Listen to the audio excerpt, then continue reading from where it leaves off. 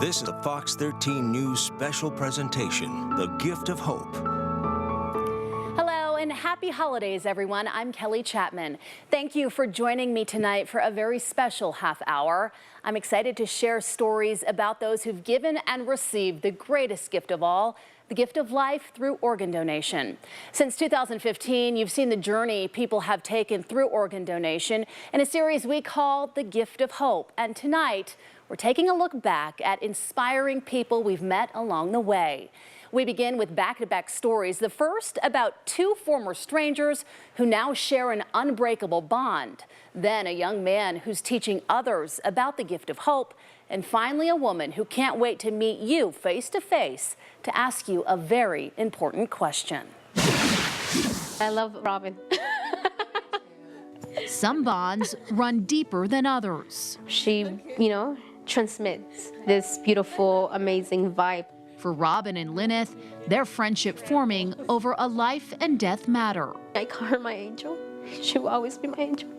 Two women going through an experience that was truly life-changing for once complete strangers. You can't change the whole world, but I thought I can change one person's world, and that's enough. For Robin Maudlin, that's not just a motto, but words to live by.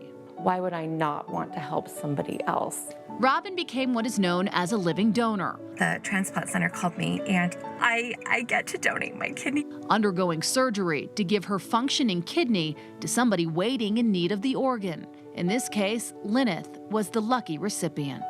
Born with a congenital disorder that required surgery on her stomach and bladder at 5 years old, with a lifetime of problems to follow, Lyneth suffered infections and compromised kidneys that were only getting weaker with time. Years way back, they even told me you're gonna end up in dialysis. November 2018, Lyneth began dialysis, along with a warning from doctors. You're, playing with your life here. Immediately being placed on the transplant list and hoping for a donor match. I was praying for a kidney. People can sometimes wait years on organ donation wait lists, some even passing before a donor comes through. For Lyneth, only 3 weeks of a wait before being told her kidney was found. Oh my God, I was crying. I just got the phone call. They have a recipient match. The pair underwent the organ removal and transplant surgery this summer.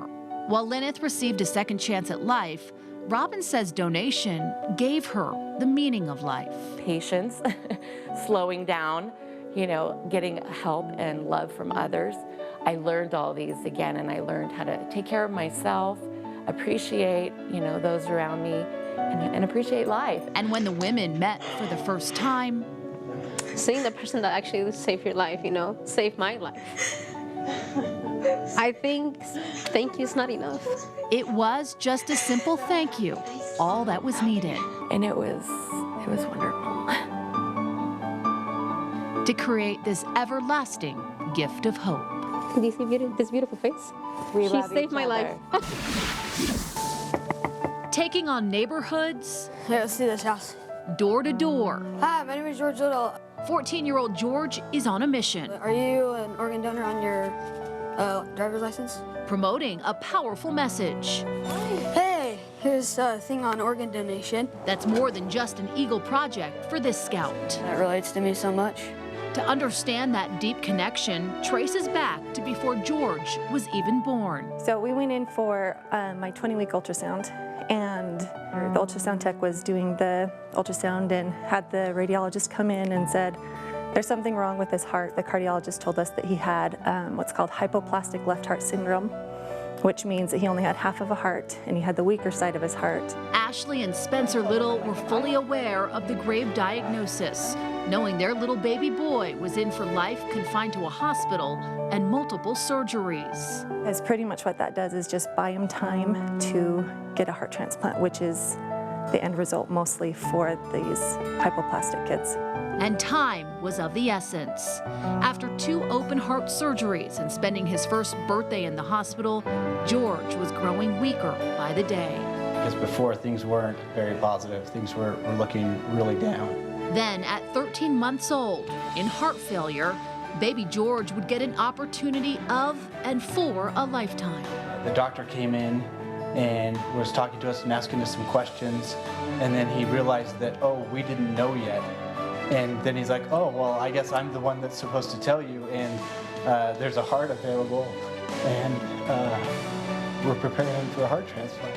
From Kansas City, Missouri, George's new heart made its way to Utah, an organ donation that George battled for. There was no putting him down. He was always fighting, and he was always trying to stay.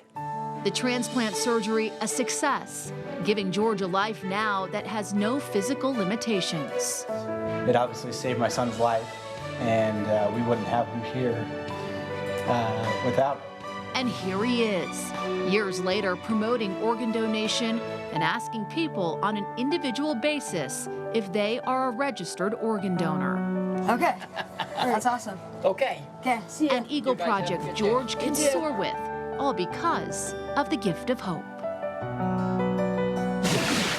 From a very young age. When I was 16 and in high school, I went to pass a physical to play a sport, and I couldn't pass it. Katie Powell Velasco was forced into dealing with a serious health issue. I remember being terrified.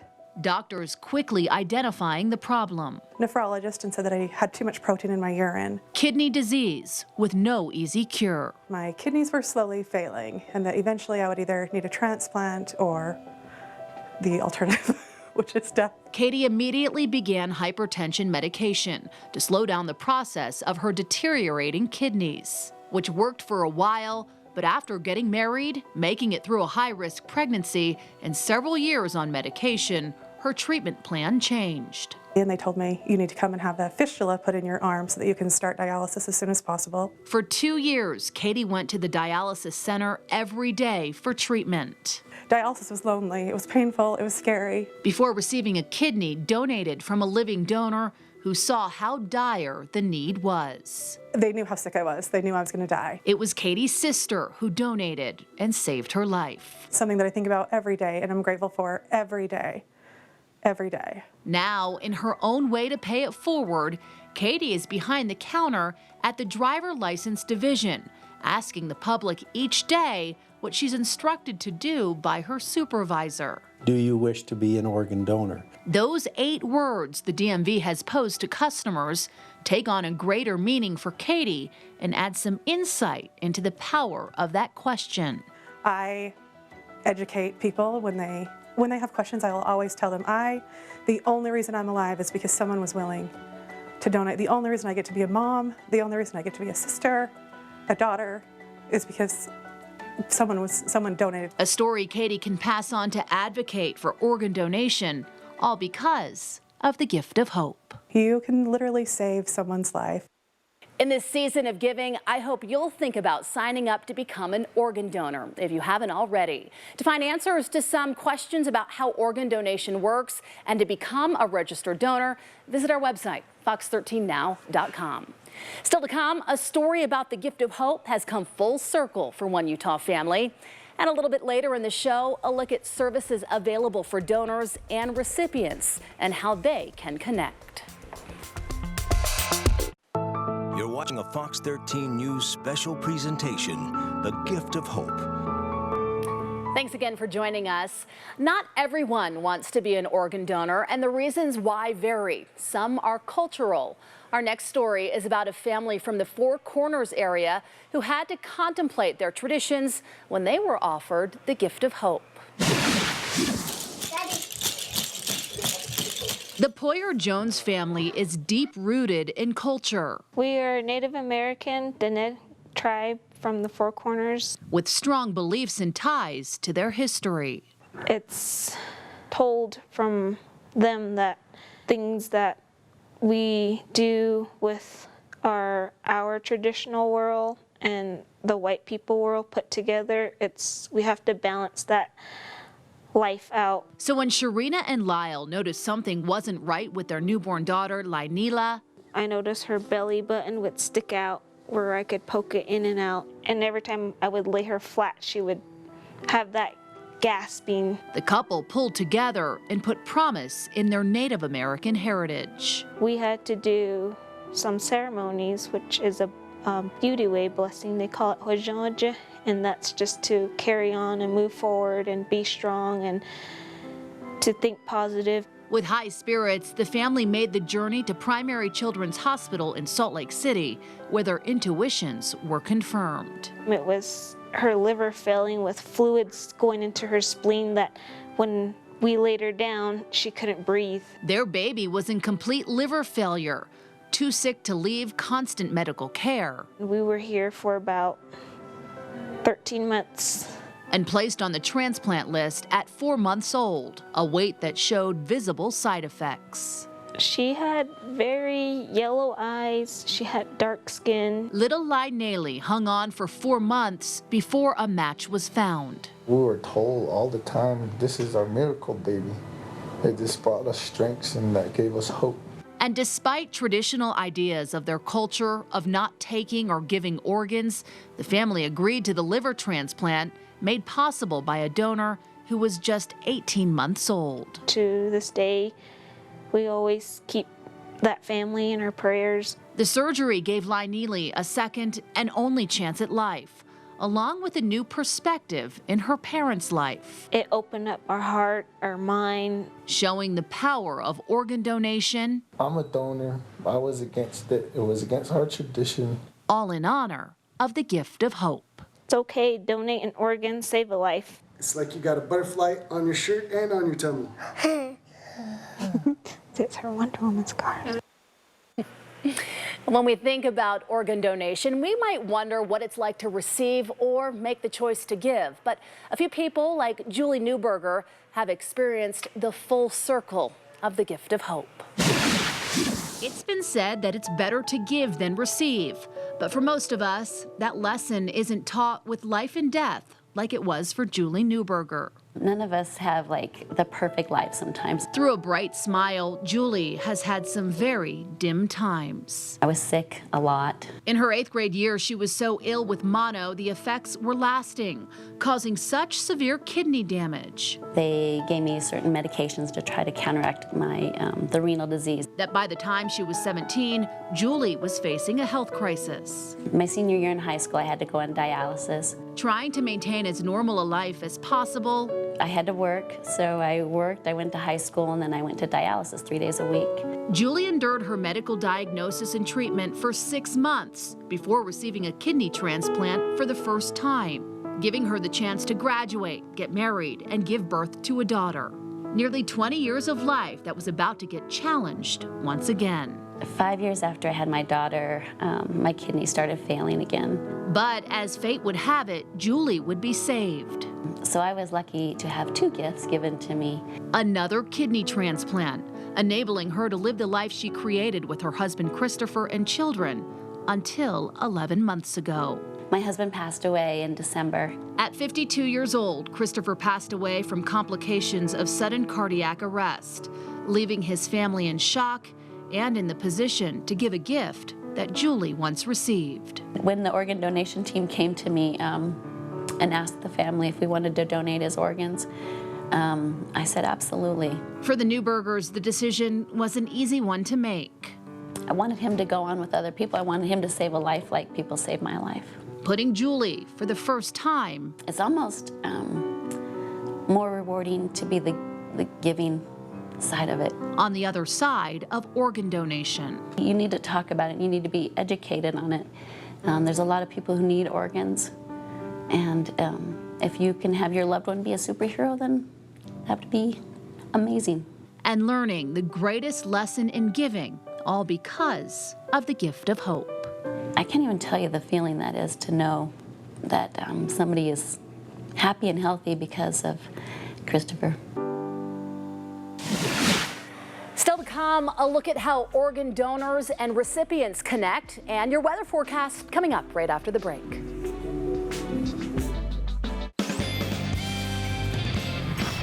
Well, good evening. I'm meteorologist Tina Friedman with a wrap up on your holiday forecast here. Looking outside now, we've just had some low clouds and a little bit of snow shower activity throughout the evening, so the roadways are slick, so do be careful out there.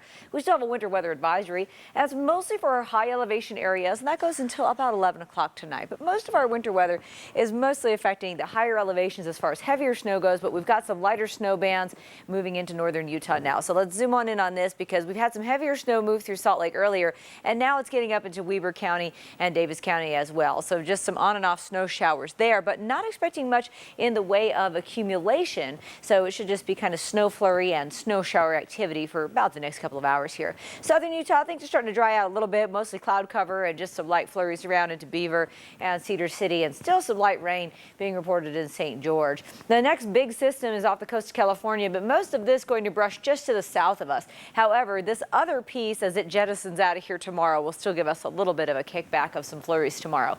Our forecast today showed that we had a lot of snow, and some of us had a beautiful white Christmas, so we had this great photo. And then Michelle took this photo of a snowbird today, the sky deep in the powder snow. So lots of fun for everybody. And some of us had a white Christmas and some of us just had a wet Christmas, especially in southern Utah. 34 degrees right now in Salt Lake with just a few light snow flurries around, 32 in Park City, and 37 with some light rain in St. George, 21 in Bryce Canyon and Panguitch. You got a few inches of snow there on those red rocks. We've got a snow total down by Bryce Canyon near about 3 to 4 inches. Escalante, the big winner at 8 inches here. Goblin Valley 6 inches, and Suncrest, some of our bench areas around 2 to 5 inches of snow. Most of our city locations, though, it was mostly just wet, and we got about that 1 to 3 inch range, which is what we thought would happen. So not a huge storm for Christmas. Our ski areas, though, mainly between 5 and 10 inches of fabulous powdery snow. It's still snowing up there now, so tomorrow should still have a couple more new inches of snow on the ground. Solitude at 3 inches, and Snowbird snow total around 10 inches of snow when you factor in that 48-hour time period. Our moisture trackers, we show you what's happening and what's been happening. We've got this big, broad area of low pressure. And what happens with something like this is it just kind of moves slowly. And when that does that, you have this unsettled weather pattern and these on and off kind of snow showers that just don't seem to let up. You get a few hours off, a few hours on, and that's been the case. But as this gets out of here by Friday and Saturday, we start to open the gates to some much colder Arctic air. So it's definitely going to cool off for the weekend morning. So do be aware of that. For tonight, though, just some snow showers. Temperatures in the 20s in Salt Lake, 27 here, 31 in St. George with continued on and off rain showers. And then tomorrow afternoon, mostly cloudy, and we'll still have a little bit of flurry activity. We're not putting accumulations on this, so if it does snow on you, it should be light amounts. However, it can reduce the visibility quickly, so do be aware of that. 40 in Provo tomorrow, 39 in Kanab. So in our 7-day forecast, St. George, temperatures around 45 to 50 here, and mostly dry weather. And then in northern Utah, we do have a little bit of that snow in the forecast for tomorrow, and then again we've got another shot at snow into the weekend. You're watching a Fox 13 News special presentation, The Gift of Hope. And thank you for watching tonight. In our Gift of Hope series, we feature people in their organ donation and transplant journey. Here's a look now into the group that makes it all possible and the services they provide.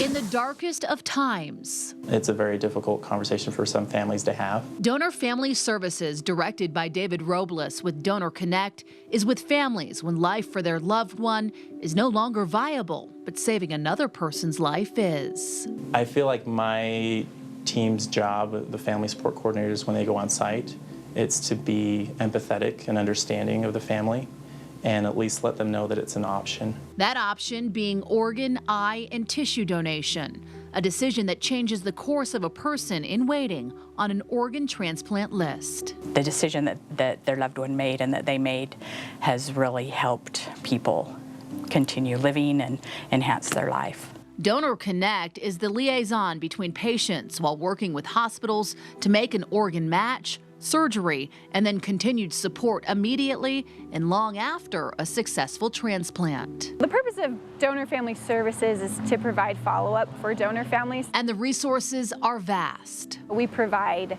follow-up resources like support groups, bereavement information. We're there to explain the recovery process.